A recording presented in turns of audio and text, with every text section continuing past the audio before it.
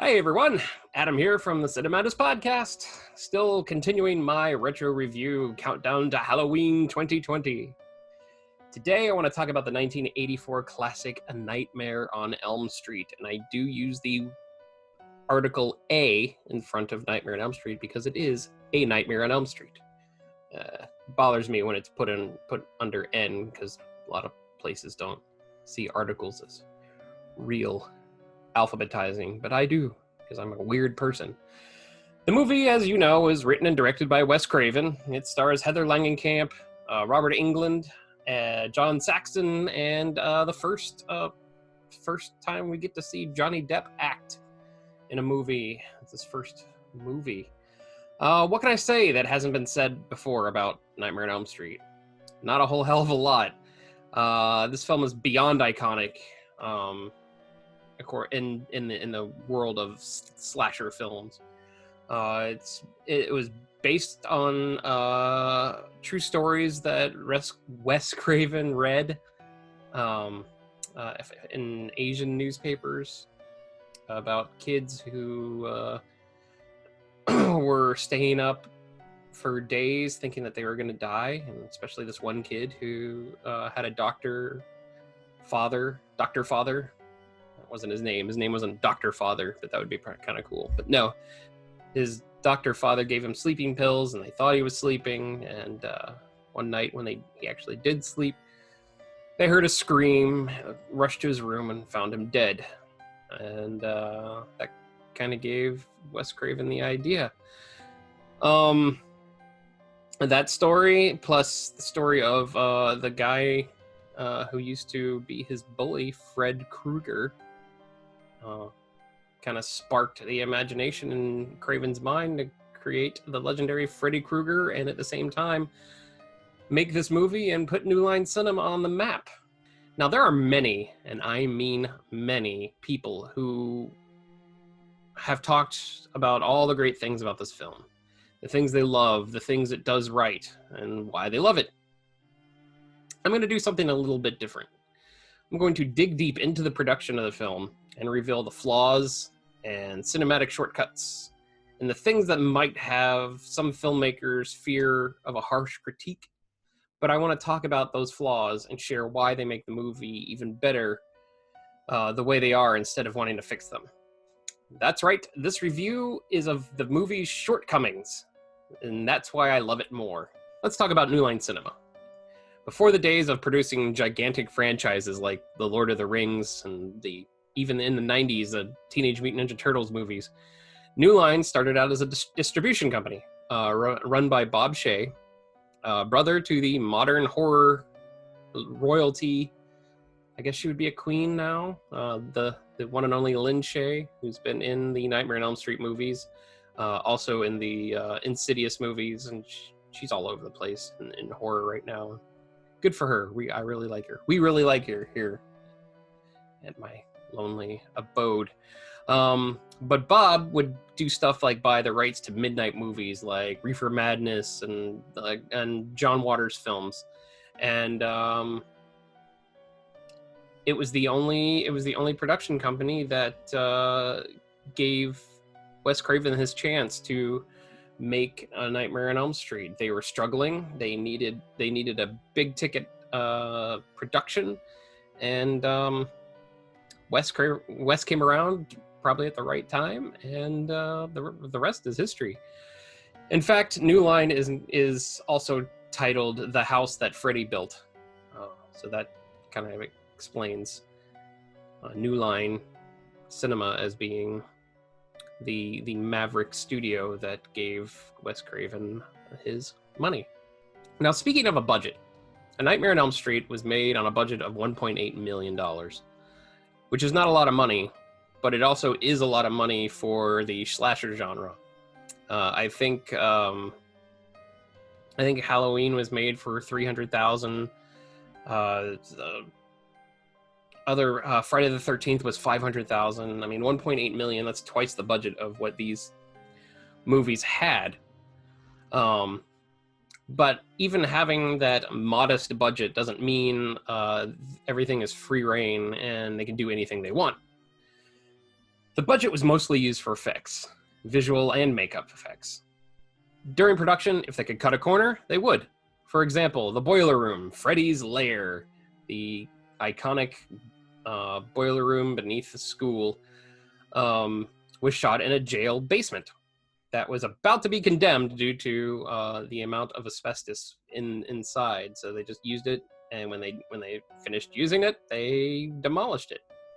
Another example is the talent. Aside from John Saxon and Ronnie Blakely, who plays Heather Langenkamp's mother in the movie, the film was a host of unknowns. In fact, Johnny Depp auditioned for the role hoping to get it so he could make some money to help fund his band. He was a musician first and an actor second in those times. Robert Englund was a little unknown actor. He was only really noticeable in the miniseries V that was going on in the early '80s, and he was a minor character even in that.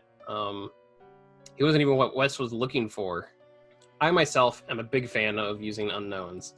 Not because I have something against established actors and like, ooh, they have to be unknown because I like artsy films. No, it's just like in the case of Robert Englund and Johnny Depp. This was their project. This was the project that started their rise to stardom, and I just love seeing fresh faces and high talent together, coming together and making a movie that springboards their careers. I have nothing against established actors. And we'll talk about established actors when we get to the remake. After writing the script, the movie's lore was changed as well. Freddy started off not only as a child murderer, but also a child molester, which was kind of hinted at in the original movie, but never really solidly confirmed or even just used at all. That would take his dark and controversial path, given the already powerful presence of Freddy, an even more frightening aspect to another level. It could be used. It could have been used. It probably wouldn't have hurt the movie at all. It was probably a good thing that they didn't at the same time. Slasher movies were already getting a bad reputation among critics and parents, I guess, as well. So leaving the molestation thing out of there is probably a good idea. Also, I mean, Robert Englund, he kept the terror where it needed to be. I mean, he's not an iconic slasher because he's lazy. He did a good job. Freddy's makeup in all but a couple of movies was never really believable, especially in this chapter. If you've read some of my articles, you know I'm a huge fan of makeup and makeup effects. Freddy in this movie, to me, doesn't do it for me. His head looks like a rubber mask that a guy just said, make it look like a pizza rather than a burn victim. But it works. Makeup artist David Miller, coming right off of Michael Jackson's Thriller video, actually was eating a pizza, and he adjusted the pepperoni under the cheese and moved it around and stuff and was like, that's it. And here's why, to me, that pizza headpiece works for me. It's all Robert Englund. If they went with a realistic burn victim look, he would have been covered in gooey, melted wax-looking type of face that would most likely hinder his acting. And when he's in his makeup, sweater, glove, hat, Robert Englund doesn't exist. Freddy Krueger exists there. His overly charismatic lines and his leaning James Cagney stance due mostly to the glove being overly heavy, made him a character that is truly unforgettable. And I could do an entire video series of Englund's career, but I'll quit while I'm ahead. Let's talk about practical effects. More importantly, let's talk about the ones that we look at today and think, we were scared of this? Firstly, Tina in her final nightmare, Tina being the first girl in the movie that we are believed to be the main protagonist. In her final nightmare, she walks out to an alley, but at first it's a silhouette.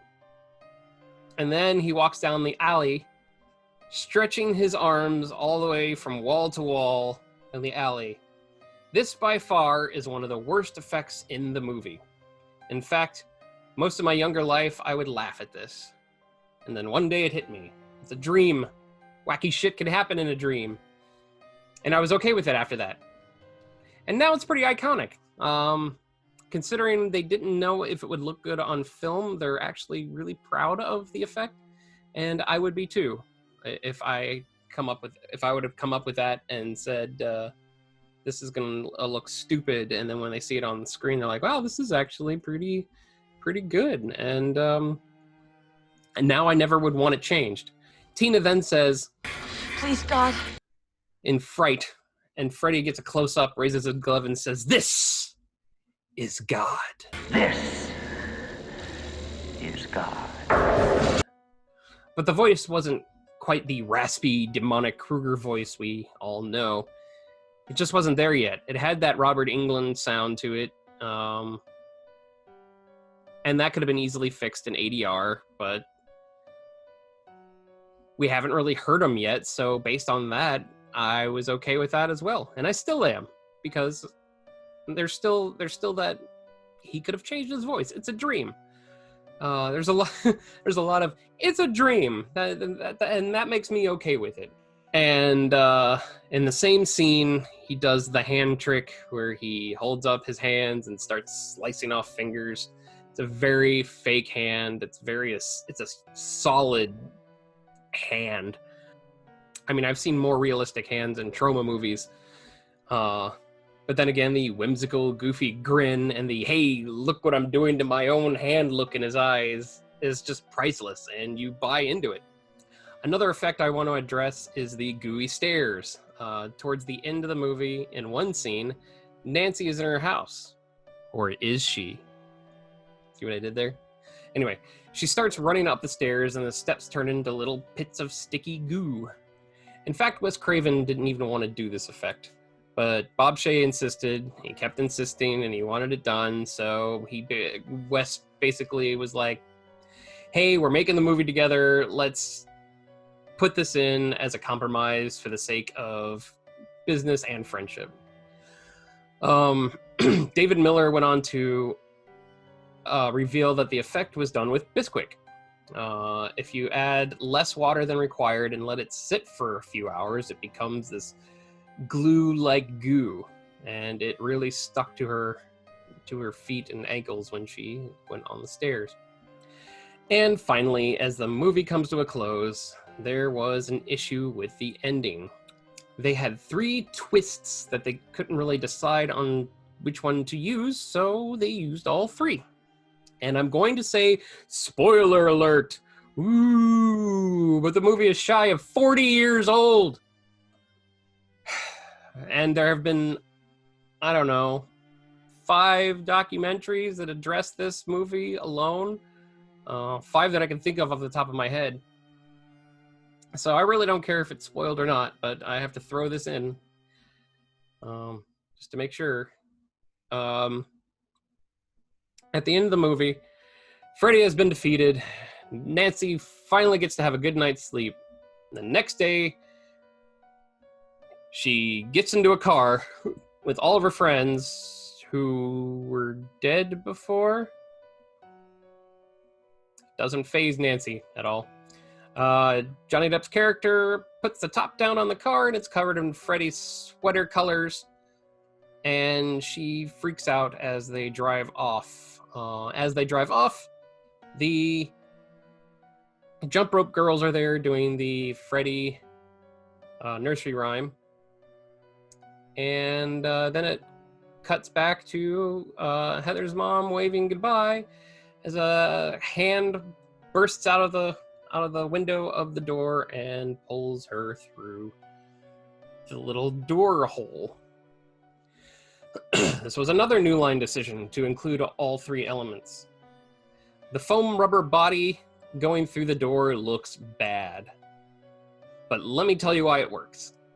This entire scene is bright and almost washed out color-wise to give it that dreamy look. The car and the little girls are already an omen that it's not over, and I wouldn't expect anything else to happen with an unsuspecting character standing in front of an obvious jump scare area. Maybe it's the horror viewer in me that just sees formulas, but I see it. The movie has been remastered and restored and could have easily been George Lucas up. But then the 80s feel would be gone, and the little change to make it more realistic would probably take away its charm. Now, the plotline with the adults hiding their dirty little secret behind the death of Kruger gets a little flimsy towards the end of the movie, and only really matters to Nancy's parents. Obviously, there was much more to this, and strangely enough, is less and less addressed as the series goes on. But it's just enough to give this mysterious supernatural slasher some lore and a motive. And those are the things that I see as lovable flaws in A Nightmare on Elm Street. I have absolutely no hate for this horror classic. It is a gripping, different slasher movie, and it changed up the formula of the stale, masked slasher man who kills with a knife type of thing. In Dreams, there are no limits and no quality checks. And as we go on in the series, we get to see that Freddy and the victim characters learn that there are no limits as well, more and more. The first movie will always be a favorite of mine. The acting is fantastic, the score is creepy, and Freddy is one of the most memorable, iconic villains in film history. I'm sorry this wasn't much of a review, but I wanted to do something different. There are 1,000 straight-up reviews, and go see them all. Support other movie review YouTubers, but always come back to us, because that's cool too. I just wanted to expose the flaws I always saw and show you that sometimes it's the flaws that give a picture legs to stand on. I absolutely can laugh at some of these flaws and effects and things that make the movie less intense than horror movies. Well, some horror movies are recently. But that's just the way the movie was, and that's the way I'll always love it. And I'll never stop loving A Nightmare on Elm Street. Come back soon for A Nightmare on Elm Street 2, Freddy's Revenge. And always remember to like, comment, and subscribe if you already haven't subscribed. I don't know if it's down there, or if it's up there, or if it's anywhere. Maybe it's right here on my R for restricted. No. And also don't forget to head over to Spotify and listen to our actual podcast. You can listen to us ramble and rag on our movie tastes and likes and everything on the Cinemadness podcast. We have a good time. If you're watching this, you've probably listened to the show or watched our quarantine season on YouTube. And if you haven't, they're there. There's probably a link somewhere at the end of the show. I don't know how videos work. I'm an old man. But come back next time. And we will be doing Phantasm 2 as well. And like I said, Nightmare on Elm Street 2 is coming up.